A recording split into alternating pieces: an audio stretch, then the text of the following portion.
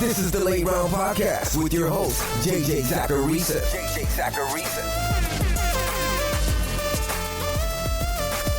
What's up, everyone? It's JJ Zacharisa, the editor-in-chief at FanDuel and at NumberFire.com, and this is episode 213 of the Late Round Podcast, one of the many shows that are part of the NumberFire Podcast Network. Thanks for tuning in. I wanted to open up today's Mailbag show with a question that I got from @ZacharyCPicker on Twitter. It says, I heard some people describing the Pats' victory as a victory over analytics because they ran the ball so many times on first down. But it worked, and isn't analytics just about figuring out what works and doing that? I think we're making a mistake if we're taking what happens in a single elimination playoff and drawing strong conclusions. It's amazing what happens to narratives based solely on the outcome of games. The Patriots won that game and they deserve to win that game. They outcoached the Chiefs. But if D4 doesn't line up off sides, do you know what we're hearing from talking heads this week? We're hearing how Tom Brady threw 3 interceptions in an AFC Championship game and that his run is over. Instead, the talk surrounds Bill Belichick's genius and how New England won the football game by running the football. And they did that in a pass-heavy era. This is exactly why I'm not a big fan of saying, look at the Super Bowl teams from the last X number of years and look at these common trends among these teams. I mean, so many things happen in a given game that could so easily force an outcome to go the other way. Last year, the Saints would have played in the NFC Championship had Stephon Diggs not made a miracle play. I'm not saying the Saints would have easily beaten the Eagles. I don't think they would have beaten the Eagles, but you have no idea how that would have changed the outcome of anything. And as a result, we use the Eagles in our Super Bowl sample, even though it could have been another team. And you can go back in almost any playoff and do the same thing.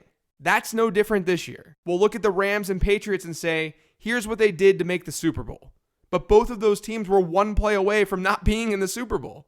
So I don't think one single game should be a win or a loss for analytics. I think multiple games can be a win or a loss, and I think that we can look at the Eagles and what they did last year and feel good about the role that analytics played.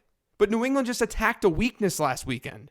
They went after a defense that had struggled against the run. But I think what's being overlooked in what New England did is that replicating their performance is a very difficult thing for another team to do. A big reason numbers-driven people want teams to stop focusing so much on the run is because it's less efficient than throwing the football. You can see that in literally any expected points formula. You can see that with any metric. And it's not that running can never work. It's that when teams aren't strategic with how they run, it's just a really ineffective thing to do. The Rams are a good running team because they understand how to spread a defense out and create running lanes for their running backs. Other teams who want to be run first are just imposing their will and running into stacked boxes over and over again. But with New England this past weekend, they not only were exploiting a weakness, but they did something that other teams just can't do. They ran the ball on early downs and they were pretty successful doing it, but they were also incredibly strong at converting third downs and extending drives. In other words, to dismiss Tom Brady's role in all of this is really, really foolish.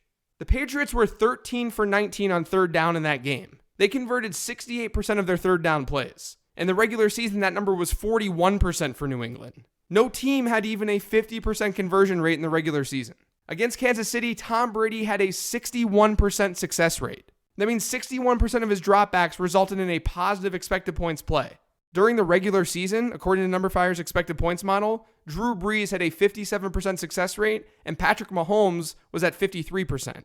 Brees' success rate mark was actually historic this year. Since the year 2000, only Tom Brady's 2007 and Peyton Manning's 2004 saw a higher success rate with a minimum of 200 dropbacks. And Tom Brady was better than all of those examples in this AFC Championship game. So if you want to talk about analytics, I don't know how you say the Patriots won that game simply because they were able to run the football and how they handled early downs by running the rock. You have to recognize that they were able to actually sustain drives because of Tom Brady.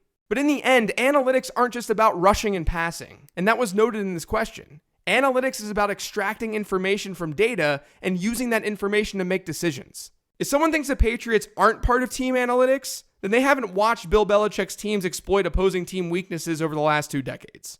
If someone's trying to sell it that way, they have no idea what the Patriots are about and how they've sustained excellence. We've got plenty more questions on today's show, so let's do it to it. This first question is from @CamMacintosh19. Who's your way too early favorite fantasy quarterback you want to target late in drafts next year?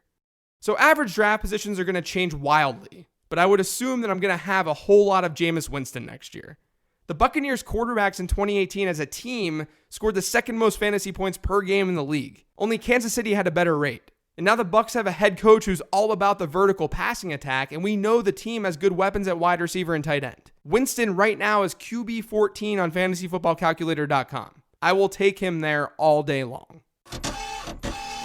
This next question is from @PostGameIQ. Who will be a more valuable receiver next year, AJ Green or Amari Cooper? I'm probably going to go with AJ Green here because his target numbers are going to project higher than Amari Cooper's. You've got a coaching change coming in Cincinnati as well, so there's a little bit of upside there. But I can't really fault anyone if they want to go Amari in that situation. He saw a nice target share when he moved to Dallas, and he was a wide receiver 1 in points per game after that trade. But I do think that you're bound to see a little less weekly volatility with AJ Green than Amari Cooper.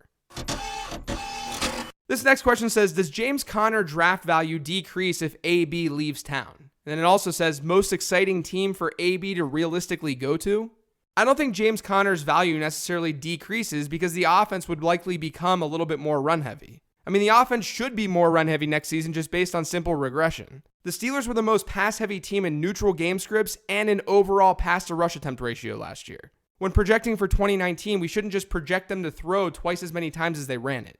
It's likely to be lower. I think the biggest issue for Conner next year will be people not realizing that there should be some slight touchdown regression, and then also Jalen Samuels. Jalen Samuels exists. I know this Tomlin era has seen workhorse backs in Pittsburgh, but I have a hard time thinking that Jalen Samuels won't be involved in that offense when everyone's entirely healthy next year. And as far as the most exciting team for AB to realistically go to, I think it's San Francisco. He'll walk into a lot of targets, and he'll have a good quarterback throwing him the ball. It's a pretty good spot for him.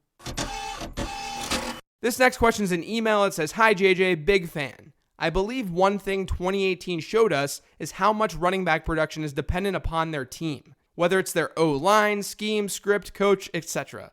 How do we effectively evaluate a team's running back floor/ceiling in the offseason? Thanks, Cecil in Denver.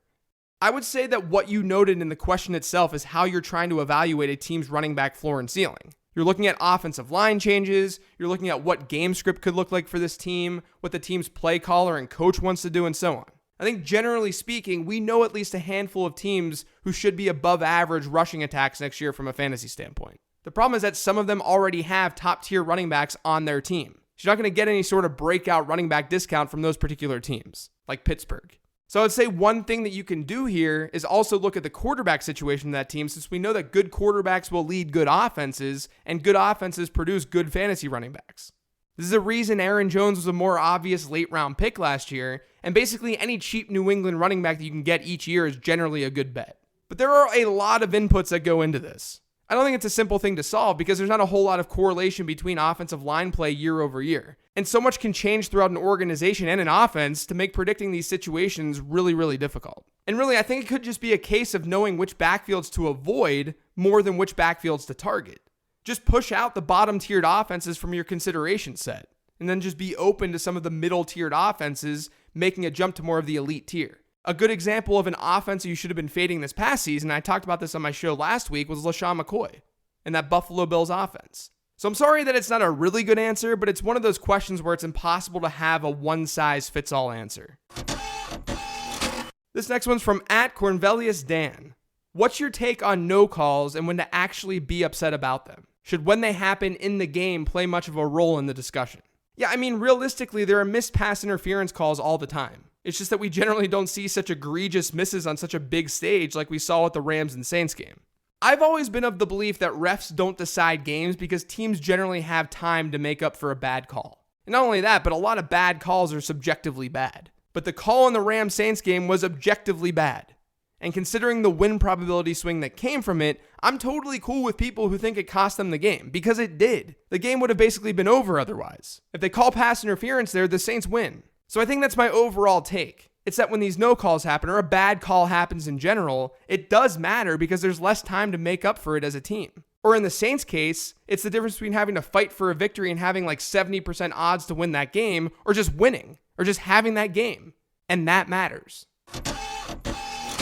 This next question is from @RLTom9. Will Ronald Jones be a piece of the Arians offense? I think there's definitely a possibility of him being a thing, but I also didn't like him a whole lot as a prospect, so in this case, I'm not going out and trying to trade for him right now. If I miss on Ronald Jones because of the coaching change, I can live with it because, again, he didn't have a very complete profile coming out of college.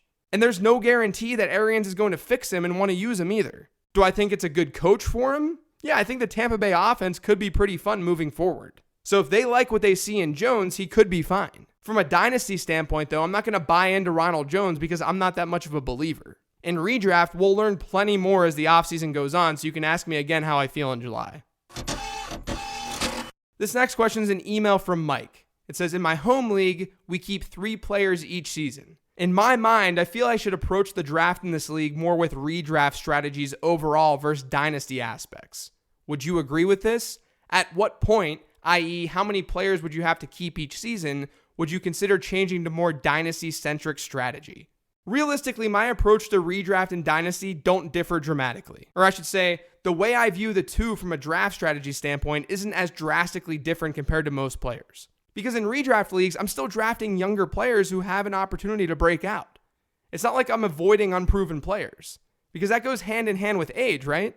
Unproven guys haven't been in the league for a while. So when you're throwing darts late in drafts, you're really just targeting young players that you'd like to see break out. I don't know if there's a number of keepers in which I would say, well, now this is a dynasty league, so I'll draft differently. But if you're talking about keeping 3 players, I would be cognizant of it, but I wouldn't drastically change my approach because of it. Especially if you're keeping players at their draft cost, because again, you're getting those young breakout players late in your draft anyway. This next question is from @BurpeeStevens. If the Chiefs don't add a running back before day 3 of the draft or in free agency, how do you value Damian Williams next season? I think he'll be a pretty solid RB2 if that's the case. And plenty will be said about his potential to be an RB1 as well, given what he's done down the stretch. But I'll generally take a safer route with backs who don't have a super good resume, because a lot can change quickly for those players. And we saw that this season in fantasy football. Whether it be Alex Collins or maybe Kenyon Drake, we saw that this year. But you have to love his situation and how he performed when Kareem Hunt left that team. And like I said on this show a couple of weeks back, if I'm the Chiefs, I'm probably not drafting a running back until day 3. This last question is from @FakeCousin_Josh. As a crushed Bears fan, in real football, do kickers matter? Or do we suffer from seeing someone miss with the game on the line and think it's important? Yeah, of course they matter. If they didn't matter, then we wouldn't see large discrepancies in an expected points model. But we do. If you're missing extra points and easy field goals, then you're swinging win probability in a negative way, and that's going to impact things. That's going to hurt a team. I think we saw that firsthand with Chris Boswell and the Steelers this year. But yes, kickers absolutely matter. But that doesn't mean that you should just go spend money on one or spend a high draft pick on one. Because a lot of times these good kickers can come from nowhere. But as a position on a football field, they absolutely matter. That's going to do it for today's show. Thanks to all of you guys for listening. If you've yet to subscribe to the Late Round Podcast, make sure you are by searching for it on iTunes, Google Play, SoundCloud, TuneIn, Stitcher, and Spotify. And I'm also on Twitter @LateRoundQB. You can send your mailbag questions to that account or email me at jj@numberfire.com. Thanks, everyone. Enjoy your weekend.